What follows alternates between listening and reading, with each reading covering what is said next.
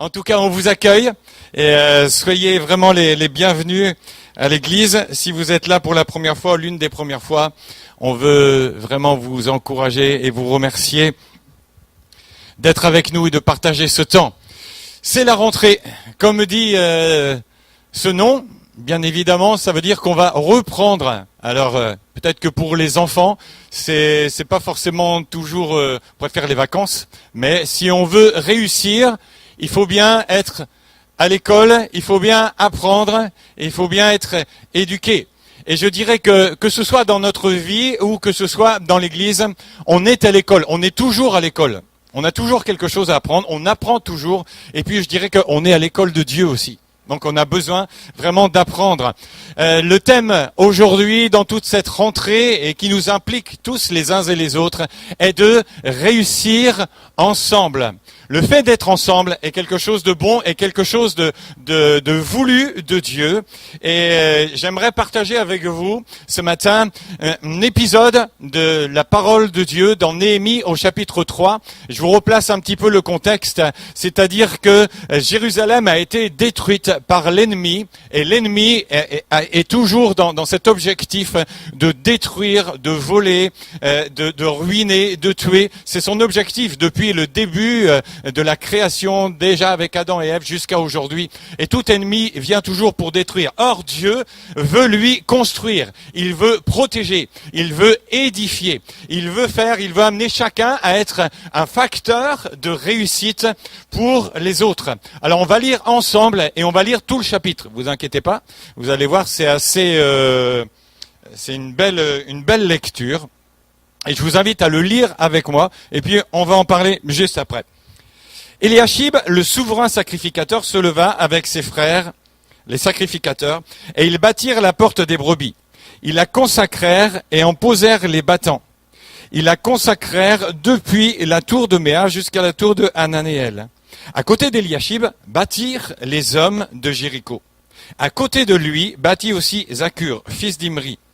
Les fils de Séna bâtirent la porte des poissons. Ils la couvrirent et en posèrent les battants, les verrous et les barres. À côté d'eux, travailla aux réparations Merémoth, fils d'Uri, fils d'Akot. À côté d'eux, travailla Meshulam, fils de Berekia, fils de Méché-Zabéel. À côté d'eux, travailla Tsadok, fils de Bana. À côté d'eux, travaillèrent les Técoïtes, dont les principaux ne se soumirent pas au service de leur seigneur. Jojada, fils de Passéac, et Meshulam, fils de Betzodia, réparèrent la vieille porte. Ils la couvrirent et en posèrent les battants, les verrous et les barres. À côté d'eux travaillèrent Mélatia, le Gabaonite, Jadon, le Méronétite, et les hommes de Gabaon et de Mitzpah, ressortissant au siège du gouverneur de ce côté du fleuve. À côté d'eux travailla Uziel, fils de Haraja, d'entre les orfèvres. Et à côté de lui travailla Anania, d'entre les parfumeurs. Ils laissèrent Jérusalem jusqu'à la muraille large. À côté d'eux travailla à la réparation Rephaja, fils de Hur, chef de la moitié du district de Jérusalem. À côté d'eux travailla vis-à-vis de sa maison Jedaja, fils de Harumat, et à côté de lui travailla Atush, fils de Hashabnia. Une autre portion de la muraille et la tour des fours furent réparées par Malkija, fils de Harim, et par Ashub, fils de Pachak Meoab. À côté d'eux travailla avec ses filles Shalum, fils de Halochef, chef de la moitié du district de Jérusalem. Hanoun et les habitants de Zanoach réparèrent la porte de la vallée. Ils la bâtirent et en posèrent les battants, les verrous et les barres. Ils firent de plus 1000 coudées de mur jusqu'à la porte du fumier. Malkija, fils de Rekab, chef du district de Beth Akerem, répara la porte du fumier. Il la bâtit, il en posa les battants, les verrous et les barres. Shalum, fils de Alcosé, chef du district de Mitzpah, répara la porte de la source. Il la bâtit, la couvrit et en posa les battants, les verrous et les barres.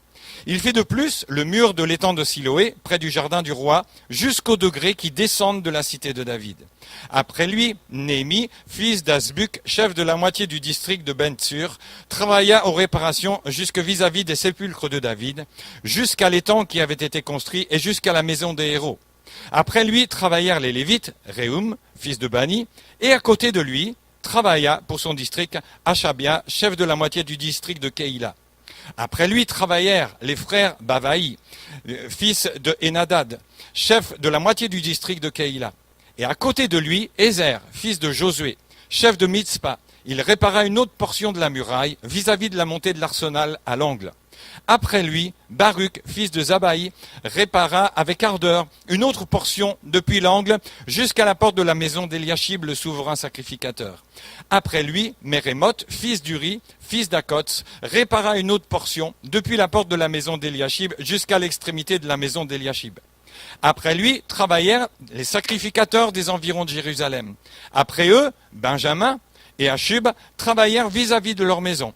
Après eux, Azaria, fils de Maaséja, fils d'Anania, travailla à côté de sa maison. Après lui, Bénuït, fils de Enadad, répara une autre portion depuis la maison d'Azaria, jusqu'à l'angle et jusqu'au coin. Palal, fils d'Usaï, travailla vis-à-vis de l'angle de la tour supérieure qui fait saillie en avant de la maison du roi, près de la cour de la prison. Après lui, travailla Pédaja, fils de Paréoc. Les Nétiniens, demeurant sur la colline, travaillèrent jusque vis-à-vis de la porte des eaux de l'Orient et de la tour en saillie. Après eux, les Técoïtes réparèrent une autre portion vis-à-vis de la grande tour en saillie jusqu'au mur de la colline. Au-dessus de la porte des chevaux, les sacrificateurs travaillèrent chacun devant sa maison. Après eux, Tsadok, fils d'Imer, travailla devant sa maison. Après lui, Shemaïja, fils de Shekania, gardien de la porte d'Orient. Après eux, Anania, fils de Shélémia, et Hanoun, le 6e fils de Tsalaf, réparèrent une autre portion de la muraille. Après eux, Meshulam, fils de Bérékia, travailla vis-à-vis de sa chambre. Après lui, Malkija, d'entre les orfèvres, travailla jusqu'aux maisons des Nétiniens et des marchands, vis-à-vis de la porte de Mikcad, et jusqu'à la chambre haute du coin. Les orfèvres et les marchands travaillèrent entre la chambre haute du coin et la porte des brebis. Amen. Je suis arrivé au bout du chapitre. Vous devez vous dire, quelle lecture, pourquoi tant de noms, pourquoi tant de choses, justement. Je crois que ce qui nous marque là-dessus, dites-moi, qu'est-ce qui vous a marqué dans cette lecture? Il y a beaucoup de personnes, ça c'est bien, les enfants répondent bien. Quoi d'autre encore? Tout le monde travaille. Ils sont ensemble, exactement. Et c'est juste tout ce qui sort de cette lecture, de ce chapitre, quand on regarde, c'est tous les noms, c'est toutes les répétitions. Et je dirais que on pourrait reprendre la même lecture et à la place de chaque nom, mettre votre nom. Est-ce qu'il y a des gens qui disent amen là-dessus? Mettre ton nom, mettre le nom des familles. Dieu nous encourage et il nous montre, même si c'est un gros chantier, nous sommes appelés à construire et à reconstruire. Il y a des choses dans nos vies, dans nos couples, dans l'Église, qui ont besoin d'être reconstruites. Pourquoi? Parce que au fur et à mesure de notre vie, dans ce que nous vivons, dans ce que nous traversons, dans les épreuves, dans ce qui se passe, il y a des destructions de l'ennemi. Et on ne peut pas le nier. Automatiquement ici, Néhémie a vu et il a constaté au départ qu'il y avait des dégâts, que Jérusalem avait été abîmée, que la muraille ne servait plus à rien puisqu'elle ne protégeait pas, il n'y avait plus de portes. Et quand il n'y a plus de portes, automatiquement ça donne l'accès à n'importe qui pour faire n'importe quoi. Mais Dieu montre et nous montre ici, ce midi, qu'il peut nous aider et qu'il veut nous amener à réussir ensemble. Reconstruire ce qui a été détruit.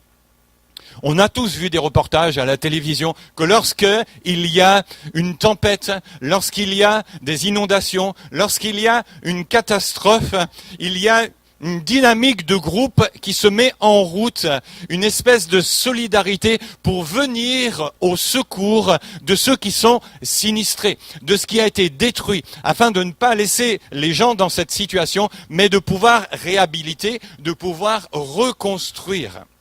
Et ici, devant le constat de la situation, Néhémie ne laisse pas les choses dans l'état. Et on ne peut pas se satisfaire d'un statu quo en disant « c'est comme ça, on n'y peut rien ». Non. Je dirais que dans nos vies, dans nos familles, dans l'Église, on veut réagir.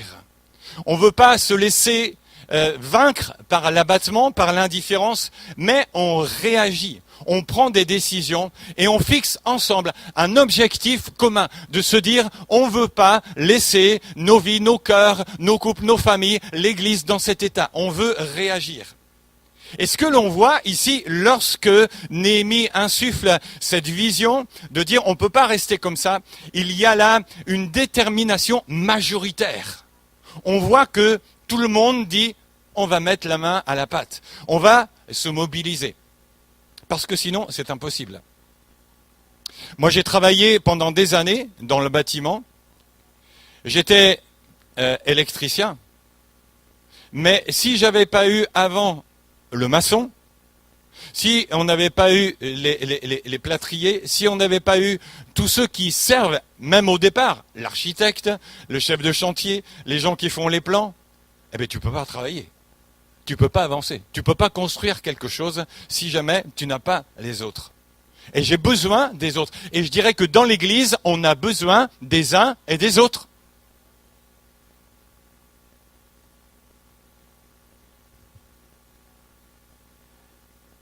Dans le livre de Néhémie, toujours au chapitre 2, au verset 18, on voit cette décision. Lorsque l'état des choses a été fait, le peuple est là et ils dirent, tous ensemble, ils dirent, levons-nous et bâtissons. Et ils se fortifièrent dans cette bonne résolution. Et mon frère, ma sœur, je voudrais t'encourager ce matin à ce que tu puisses dire aussi avec les autres, oui, je veux être là, et je veux dire, levons-nous et bâtissons. Et on se fortifie, on s'encourage pour reconstruire les choses. On est tous sur un même ouvrage. Construction, réparation, restauration, consolidation. Vous avez vu que souvent, on voit des personnes qui ont été citées et ils ont travaillé à la réparation des portes. Qu'est-ce que c'est qu'une porte ? Je ne pense pas que vous soyez rentré par une fenêtre pour être là. Vous êtes entré soit par cette porte-là, soit par la porte d'entrée. C'est un moyen d'accès. On entre et on sort. Est-ce que vous avez une porte chez vous, dans votre maison ou dans votre appartement ? Oui. Vous avez même une porte spécifique qui s'appelle la porte d'entrée. Est-ce que le soir, quand vous vous couchez, quand vous partez au boulot, vous fermez la porte ? Est-ce qu'il n'y a pas quelque chose que vous faites de spécifique ? Qu'est-ce que vous faites ? Vous fermez à clé. Et il y en a, ils ont une clé. Il y en a, ils ont un verrou. Il y en a, ils ont 2 verrous. Il y en a, ils ont 3 verrous.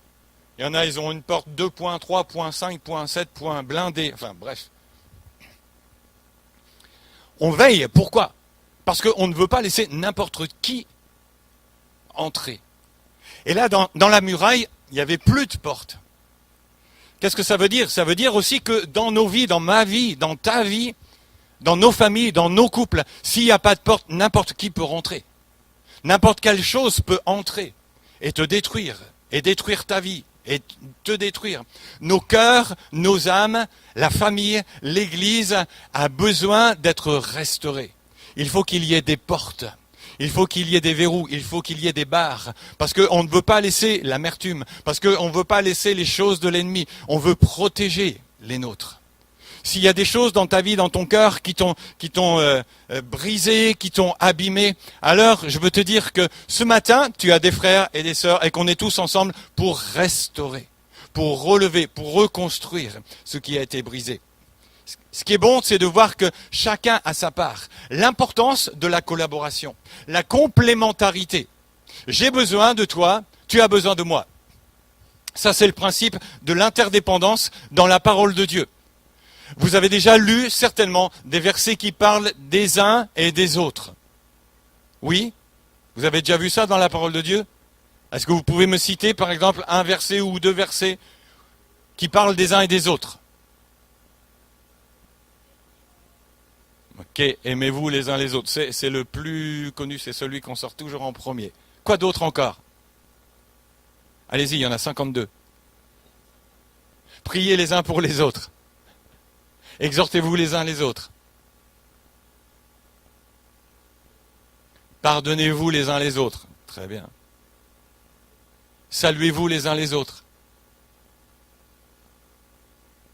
La parole de Dieu nous dit que nous sommes membres les uns des autres. C'est sûr que si on récapitule tout, il peut aller dans le fait de s'aimer. Parce que si j'aime, je pardonne. Si j'aime, je veille. Si j'aime, j'exhorte. Si j'aime, je salue. Si j'aime, je suis là. Aimez-vous les uns les autres, ça comprend tout le reste. C'est facile à dire, c'est pas toujours facile à faire. Mais pourtant, il y a ici une clé. L'interdépendance des uns et des autres. La parole de Dieu nous dit dans Éphésiens au chapitre 4, verset 16, « C'est du Seigneur et grâce à tous les liens de son assistance que tout le corps bien coordonné et formant un solide assemblage tire son accroissement selon la force qui convient à chacune de ses parties et s'édifie lui-même dans l'amour. » S'édifie. Un édifice, c'est une construction. Édifier, c'est construire, c'est élever. Et chacun d'entre nous, on est appelé à vivre ça. Et le Seigneur nous appelle à le vivre par ce lien parfait, ce ciment parfait qu'est l'amour. Chaque membre est destiné à s'occuper des autres. Chaque membre a sa place. Chaque membre est là en sorte que nous formons un organisme vivant, complet.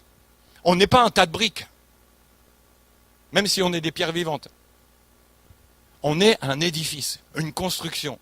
Et Dieu t'appelle et nous appelle à vivre cela et à être participants. Une bonne préparation. Néhémie avait vu toutes les choses qui étaient là.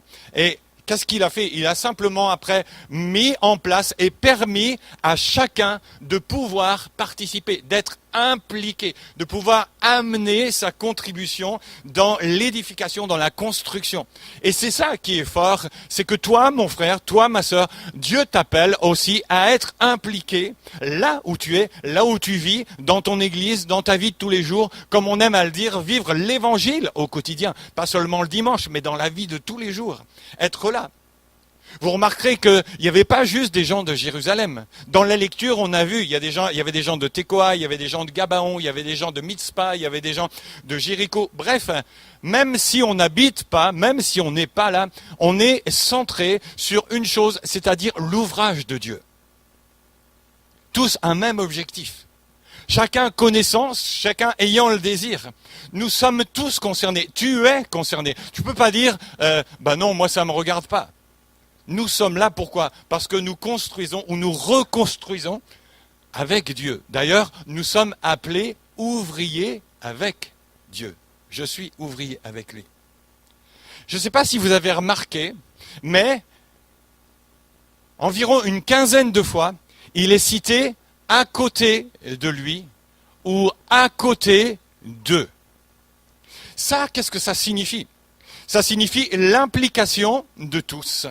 C'est un encouragement, c'est un entraînement de savoir que je ne suis pas tout seul et même que je suis appelé à travailler en équipe, à travailler dans l'unité, à travailler dans l'organisation avec mon frère, avec ma sœur.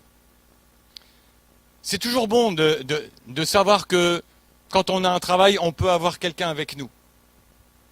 Ça nous amène à partager, ça nous amène à discuter. Ça nous amène à apprendre, ça nous aide aussi dans l'interdépendance, ça développe l'amitié, ça développe l'entraide, ça développe le fait d'apprendre à se connaître et de vivre des vraies relations au fur et à mesure du temps, à côté de lui. Est-ce que vous avez quelqu'un à côté de vous? Et je vois des gens, il fait un petit coup de coude comme ça. Oui, oui, tu peux regarder celui ou celle qui est à côté de toi. Il est à côté de toi. On ne veut pas être indifférent, mais on veut se dire, oui, sois le bienvenu, tu es là. On veut travailler ensemble, on veut faire des choses ensemble. Et puis, après lui, après eux. Et là, ici, on voit une autre particularité qui nous est donnée. On a à peu près environ une quinzaine de fois où il est noté après lui ou après eux. C'est-à-dire qu'ici, on voit la complémentarité. On fait le fait de savoir travailler après quelqu'un, sans tout casser. savoir passer le relais, savoir transmettre. Ça veut dire aussi que je vais savoir reconnaître aussi mes limites. Je suis pas bon en tout, je suis pas bon partout. Il y a des choses où je peux faire. Et il y a des choses où je sais pas faire. Et je vais pas dire, parce que c'est moi qui vais le faire. Non, si jamais je trouve quelqu'un qui est meilleur que moi, en toute humilité, je vais le laisser continuer le travail. Pourquoi? Parce qu'il va le faire. Parce qu'il va le faire mieux que moi. Moi, je peux faire une partie, mais après moi, il peut continuer. Souvent, dans les formations louanges que je dis, et j'aime ça, je dis que mon plancher, que mon plafond soit ton plancher. C'est-à-dire que moi, où là, je peux plus, là où je suis, toi, tu vas continuer. C'est là où toi, tu vas démarrer parce que tu vas emmener les choses bien plus loin. Et je crois que ça, c'est bon aussi, de reconnaître nos capacités, les capacités des autres, de laisser la place, d'aider d'autres aussi à aller plus loin, de les encourager, de faire confiance, de faire des progrès et de vivre ces choses-là. Pourquoi? Parce que nous sommes appelés aussi à faire des disciples. Qu'est-ce que c'est qu'un disciple? C'est quelqu'un qui suit Jésus et c'est quelqu'un qui va amener aussi quelqu'un d'autre à faire ce que lui-même a fait. Je prends juste un exemple. Si vous prenez Élie avec Élisée, Élisée a suivi Élie pendant toute une partie de sa vie. Il a vu comment il était, il l'a suivi, il l'a regardé. Et puis un jour, Élie a été enlevé. Et qu'est-ce qui s'est passé? Lorsqu'il l'a vu partir, le manteau d'Élie est resté. Et lui, Élisée a pris le manteau d'Élie et il a continué. Et je dirais même qu'il a continué encore plus fort. Parce que lui, il a réclamé le double. Et il a fait le double des choses d'Élie. Et je dirais qu'en même temps, si je vois quelqu'un qui avance et qui fait le double de ce que moi je peux faire, je dis gloire à Dieu. Je ne vais pas dire, il est meilleur que moi. Et pourquoi moi j'ai pas fait ça? Et pourquoi lui, tout le monde regarde lui, et puis lui il chante bien, et puis elle fait bien, etc. Et tout. Et moi. C'est pas bon. Après lui, après eux. À certains moments, il nous est parlé aussi des gens qui travaillaient vis-à-vis de leur maison, ou à côté de leur maison, ou devant leur maison. Ici, ça me parle dans le sens que chacun d'entre nous, on peut être impliqué dans notre maison, dans des groupes de maisons. On peut être là et on peut faire un travail qui est fort. On peut être efficace. Le fait de travailler, quand on fait, pourquoi est-ce qu'on fait des groupes de maisons? C'est simplement parce qu'on veut travailler aussi sur la proximité, de manière à ce que les gens puissent se retrouver. En même temps, la maison nous parle aussi du cocon familial. Là, ici, je suppose que Néhémie les avait mis pour avoir un gain de temps. Ils pouvaient aussi en même temps prendre le repas sur place. Et il y avait aussi une protection familiale. Pourquoi? Parce que la muraille, les portes, tout n'était pas construit. Donc ça voulait dire qu'il y avait encore ici une possibilité d'attaque de l'ennemi. Et le fait d'être là, devant leur maison, de protéger leur famille, leur donnait aussi cette force de pouvoir travailler tout en faisant attention à leur famille. Et je dirais que dans la société où nous vivons aujourd'hui, chaque famille est appelée à vivre et à veiller sur les siens. De plus en plus dans notre société, il y a une déresponsabilisation. Et les enfants grandissent avec tout ce qui vient de l'extérieur, vis-à-vis des médias. Et si vous ne vous occupez pas de la protection, de l'enseignement de vos enfants, d'autres vont s'en occuper. Et ce qu'il y a, c'est que le jour où vous vous réveillerez, ce sera trop tard. Et je dirais que Dieu nous appelle à travailler et à veiller sur notre famille, sur nos enfants, à être là, vis-à-vis de notre maison. Construisons nos couples, construisons nos enfants, construisons la famille, construisons l'Église. Deuxièmement, réunir. Et on voit ici la diversité. C'est vrai que quand on lit ce passage, on voit des gens qui venaient de tous les milieux, différents endroits, différentes classes sociales pour travailler ensemble. On y voit des prêtres, on voit des lévites, on voit des dirigeants, des patrons, on voit des gens du peuple, on voit des portiers, on voit des gardes, des orfèvres, des parfumeurs, des pharmaciens, des commerçants, des serviteurs du temple, des femmes, des célibataires. Est-ce que vous avez remarqué tout ça quand on l'a lu? Pourtant, c'est dedans. Un éclectisme social. Et je crois que ce qui fait la richesse d'une église, c'est aussi d'avoir des gens de partout. Et dans tous les rangs et dans tous les niveaux. On voit les premiers qui sont cités et qui sont appelés à être un exemple sont les prêtres et les sacrificateurs. C'est vrai qu'ils auraient pu dire « Ah mais nous on n'a pas besoin, il faut qu'on s'occupe de la parole de Dieu, comprenez, il faut qu'on passe du temps, on ne peut pas là faire du ciment, scier du bois, porter... » Non, nous on a une consécration spéciale. Moi je vais dire, si tu vois un pasteur qui est jamais prêt pour te donner un coup de main, tu peux remettre les choses en question. Moi j'ai dit, il y en a, ils ont l'appel, mais ils ont pas la pioche. Ben ouais. Toujours être là, être capable de donner un coup de main. Il y a un pasteur que j'apprécie beaucoup, il est âgé aujourd'hui, mais il a été un exemple. Parce que j'ai fait des tas de camps de jeunes avec lui. Et il s'appelle Guy Galifot. Pour certains peut-être qui l'ont connu, ça a été un pasteur ici de Clamart.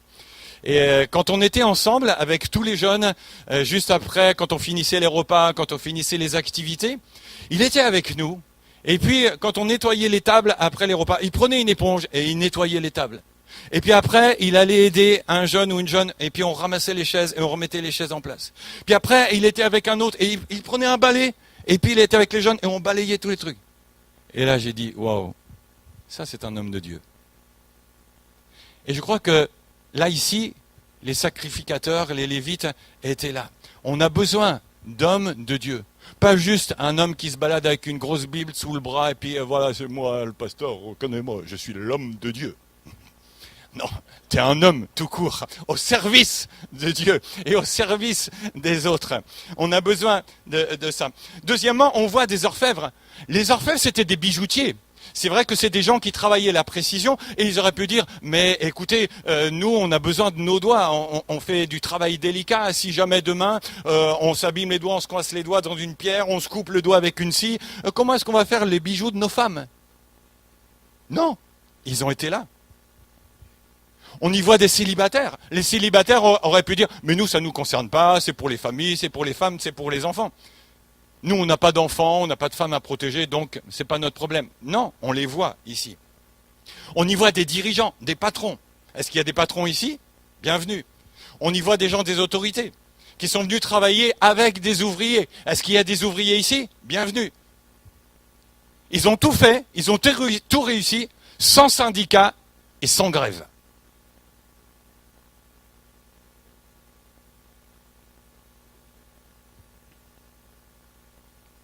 Il y avait des femmes dans la construction, il y avait des filles. Vous lirez ça, au verset 12. C'est important et c'est intéressant. Pourquoi? Parce que c'était rare que les femmes soient citées dans la culture du Proche-Orient. Et là, elles sont citées. Pourquoi? On les met à l'honneur. Ça donne une signification. Ça veut dire que ces jeunes femmes ont prouvé qu'elles n'avaient pas peur de faire même un travail qui pouvait être réservé aux hommes. Et je dirais qu'aujourd'hui, toutes les femmes peuvent faire aussi ce que font des hommes. Allez, j'attendais qu'il y ait un peu plus de femmes qui disent Amen, là, ici. Alors, ce n'est pas une raison pour que tous les hommes disent « Ah oui, mais moi, je laisse la place à ma femme. » Non, on est tous impliqués automatiquement pour être là. Chacun a sa place dans l'œuvre de Dieu. Il y avait des gens d'ailleurs, Jéricho, Gabaon, Zanoac, Keïla, etc. Et tout. Pourtant, Jérusalem n'était pas leur ville. Et ils auraient pu dire, bah, ça ne nous regarde pas vraiment, c'est pas vraiment nos affaires. Mais ils sont allés, ils n'ont pas cherché leur propre intérêt, ils ont été pour chercher l'intérêt de Dieu. Et je dis, d'où que l'on soit, ce qui compte, c'est de chercher l'intérêt de Dieu. Néhémie travaillait avec des gens de bonne volonté. Ils n'étaient pas payés. Ils n'étaient pas payés. Ils donnaient de leur temps et ils faisaient de leur mieux. Et je dirais que pour chacun d'entre nous, Dieu nous appelle à travailler pour lui de tout notre cœur. Quand on travaille pour Dieu, on travaille de plein gré. Est-ce que vous aimez travailler pour Dieu? Est-ce que vous aimez être impliqué Dire Seigneur, on est impliqué avec toi.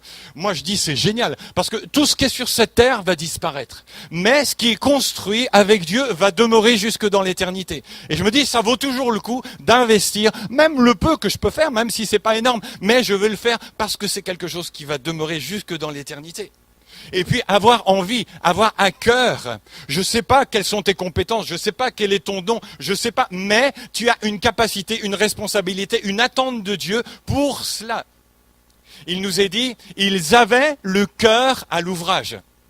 Ce qui est bon, moi je dis toujours à quelqu'un, si tu le fais, fais-le de bon cœur. Je ne sais pas si vous avez remarqué, souvent avec les gamins, les enfants, quand on leur dit, et je me rappelle avec les miens, quand tu leur dis un truc, si tu leur dis pour aller jouer, oh il n'y a pas de problème, mais si tu leur demandes d'essuyer la vaisselle, si tu leur demandes de ranger leur chambre, si tu leur demandes de... Ouh là là là là, ça c'est... Oh. Ou alors, des fois, tu leur demandes de le faire. Alors, ils le font, mais tu vois bien que c'est pas de bon cœur. Ils le font parce que tu leur as demandé. Et je crois que dans l'Église, il ne faut pas faire les choses parce qu'on nous le demande. Il faut le faire de bon cœur pour le Seigneur. J'ai un logo que je traîne avec moi, pas un logo, un leitmotiv que je traîne avec moi depuis des années. Il n'est pas de moi, mais je me le suis approprié, je l'ai enseigné parce que je l'ai vécu. Et ça dit tout seul on va vite, mais ensemble on va loin. Tout seul tu ne pourras jamais rien faire. Mais ensemble on peut faire beaucoup. C'est vrai que tout seul c'est facile. Ensemble, ça l'est moins, parce qu'on dépend des autres, parce qu'il faut attendre. Mais la parole de Dieu nous dit, deux valent mieux qu'un, parce qu'ils tirent un meilleur salaire de leur union. Compréhension des buts à atteindre, de ce que Dieu veut faire pour nous. Et je veux dire, avec vous, et tous ensemble, on veut construire et reconstruire pour cette Église. On veut construire et reconstruire ensemble pour cette Église. Dieu nous dit, il y a diversité de dons, mais le même esprit. Diversité de ministères, mais le même Seigneur. Diversité d'opérations, mais le même Dieu qui opère tout en tous. Alléluia.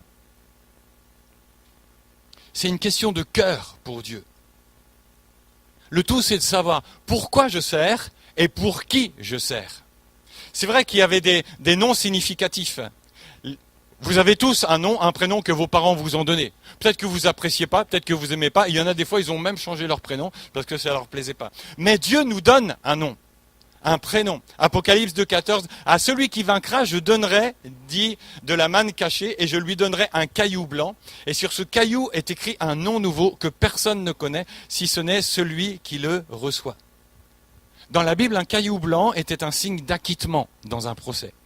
C'était aussi un symbole de victoire dans un concours athlétique, ou encore une expression de bienvenue donnée à un hôte quand il arrivait chez lui. Et il semble clair qu'ici, le Seigneur nous appelle et nous dit qu'un jour, il va nous donner une récompense, la récompense du vainqueur, en exprimant son approbation. Et j'espère que vous, comme moi, on entendra cette phrase, c'est bien, bon et fidèle serviteur ou servante, entre dans la joie de ton maître. Je viendrai chez vous quand je serai là-haut.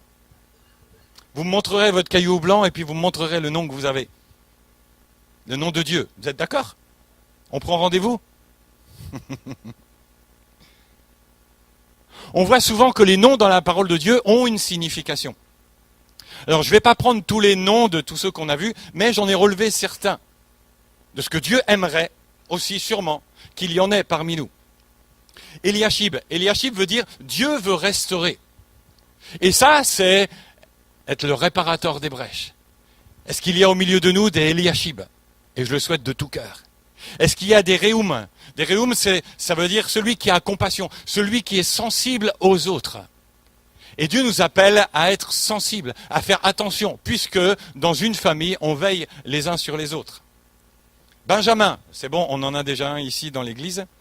C'est à peu près le seul nom, qui est tous les autres, enfin quoique, si jamais un jour vous ne savez pas quoi donner comme prénom à votre enfant, il y a des belles significations ici. Benjamin, fils de félicité. Ça, c'est toute la grâce de Dieu, le fait que nous soyons rachetés. Meshulam veut dire ami. Et je préfère avoir des amis, et des vrais amis. Tsadok veut dire juste et droit. au milieu de nous, des hommes et des femmes qui sont justes et droits. Uziel veut dire puissance de Dieu. Waouh! Là, ici, je vois dans la prière, dans la foi, dans l'intercession, la manifestation de la puissance de Dieu au milieu de nous. Baruch veut dire béni. Béni. Waouh! Que, au milieu de nous, il y en a qui puissent dire, oui, je suis béni. Amen.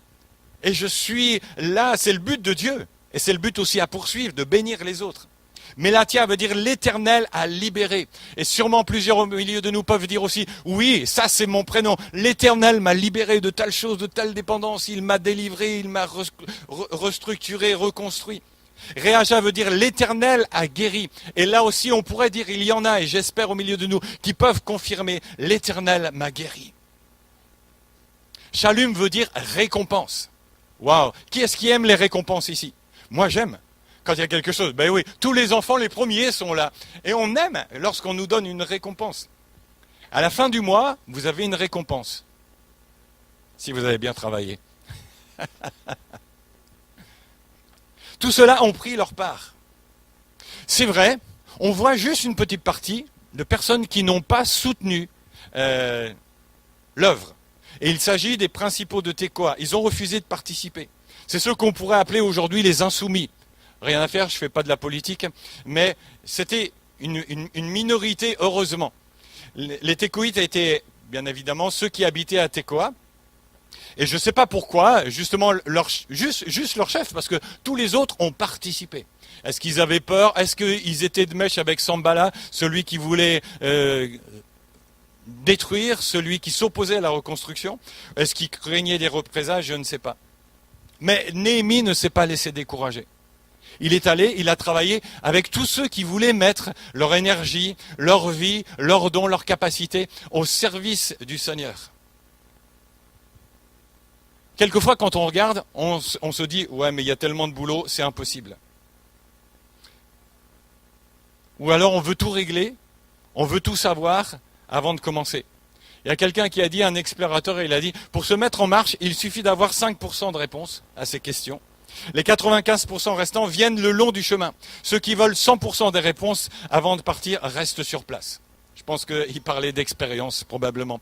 Et des fois, dans l'église, on est comme ça, on voudrait tout savoir, on voudrait tout avoir avant de commencer. Mais le Seigneur nous appelle à avoir une part de foi. Et de te dire, ben, ok, avec le peu que tu as, vas-y. Mets les choses en route, avance, et puis Dieu va pourvoir. Dieu va te montrer. Dieu va te donner les ressources. Amen. Dernier point, relier. C'est-à-dire lier tout à nouveau, avoir des bonnes relations. Mon message fait suite aussi à celui de Benjamin de la semaine dernière. Si vous étiez là, tant mieux. Si vous n'étiez pas là, tant pis. Mais c'est la suite dans ce qu'il a parlé des relations, de l'unité. Non pas de relations comme ça, bonjour, ça va, est-ce que ça va bien, oui ça va, non ça va pas. Ça c'est très superficiel. Mais Dieu nous appelle à vivre quelque chose de beaucoup plus fort. Dans notre société aujourd'hui, tout le monde est numéroté, tout le monde est fiché et on ne s'occupe pas vraiment de toi. Si on te cherche, qu'est-ce que tu fais? Tu donnes ton numéro de sécu et on te retrouve. Tu as un numéro, un pion. Mais Dieu nous appelle à autre chose, à montrer de l'intérêt vis-à-vis de l'autre, à prendre soin, à avoir des relations vraies. L'unité n'est pas une utopie dans la parole de Dieu. Elle est là et Dieu nous dit qu'elle est là, que lui l'a faite, que lui l'a donnée. Il nous demande juste de la conserver par le lien de la paix. Waouh! Et si tu veux vivre l'unité dans ton couple, dans ta famille, dans l'église, c'est très simple. Cherchons tout ce qui contribue à la paix. Pour ça, il faut simplement avoir notre cœur. Le cœur vient avant la tête. Pourquoi? Parce que la parole de Dieu nous dit, 1 Corinthiens 13, que l'amour est la meilleure des choses. Et que c'est ça qui va nous aider. Regardez ce verset dans Colossiens au chapitre 3 et au verset 14. Il nous est dit, par-dessus toute chose, revêtez-vous de l'amour qui est le lien qui, dites-le avec moi, qui unit de temps en temps, qui unit un peu. Non, qui unit parfaitement. C'est quelque part notre responsabilité. Est-ce que Dieu dit, je vais vous revêtir de l'amour qui est le lien de la perfection? Non. qu'est-ce qu'il nous dit? Il nous dit revêtez-vous, c'est-à-dire c'est à toi, c'est à moi, c'est à chacun d'entre nous.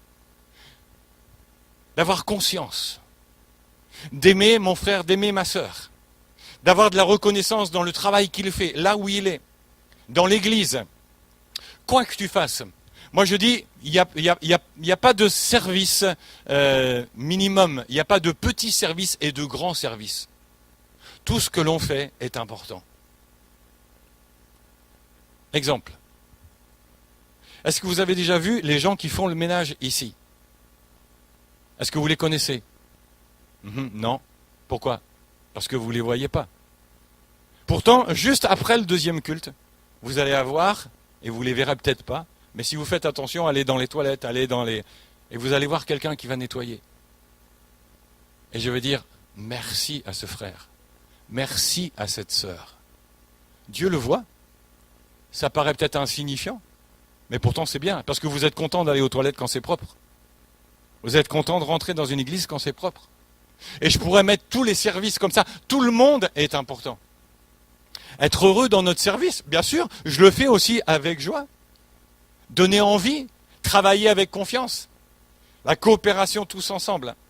C'est le célèbre évangéliste Moody qui disait « Fais tout le bien que tu peux, à toutes les personnes que tu peux, de toutes les manières que tu peux, aussi longtemps que tu peux. » Voilà, c'est un beau programme ça. Hein, vous voulez qu'on relise ça un peu ensemble?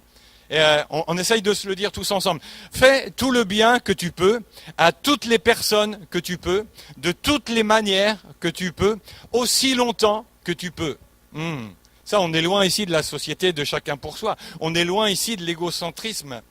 Un égocentrique peut être décrit non comme une personne qui pense trop à elle-même, mais comme à une personne qui ne pense pas suffisamment aux autres. Ça nous parle? Faisons attention aux autres. Veillons aux autres. Soyons conscients que nous appartenons à la famille. Ma famille, elle est là. Ma famille, elle est à Clamart. Ma famille, c'est mes frères et c'est mes sœurs. Jésus disait, quand on lui demandait, tes frères, tes sœurs t'appellent, il disait, qui sont mes frères? Qui sont ma mère? Qui sont mes sœurs? Ce sont ceux qui sont intéressés et ceux qui s'occupent du royaume de Dieu.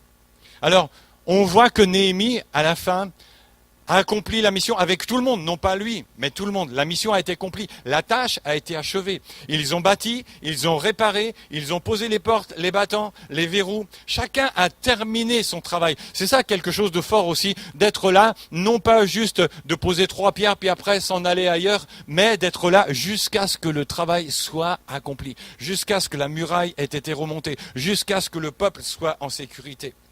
Il disait avant, Néhémie le déclarait dans le chapitre 2, verset 20, il dit « Le Dieu des cieux nous donnera le succès ». Et je veux dire ici, pour nous, pour toi, ici dans notre église de Clamart, on veut déclarer « Notre Dieu nous donnera le succès ». Notre Dieu va construire, va nous aider à reconstruire les cœurs, les âmes, les vies, la vie de l'église, tout ce que... Mais notre Dieu nous donnera le succès. Pourquoi? Parce que Dieu ne rate jamais rien. Parce que si tu confies, si tu mets ta vie entre les mains de Dieu, Dieu va te donner du succès. Du succès dans ton entreprise, du succès dans ton travail, du succès dans ta famille, du succès là où tu es, du succès dans ton application dans l'église, parce que Dieu aime et parce que Dieu est le Dieu de la réussite. Et il veut que nous réussissions ensemble. Alors je termine, je dirais simplement, ayons du cœur à l'ouvrage tous ensemble. Pourquoi? Parce qu'on est conscient.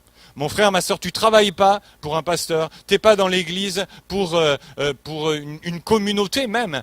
Tout ce que l'on fait, tout ce que l'on agit dans notre église, dans ma vie de tous les jours, c'est pour l'œuvre du Seigneur. Alors je voudrais t'encourager.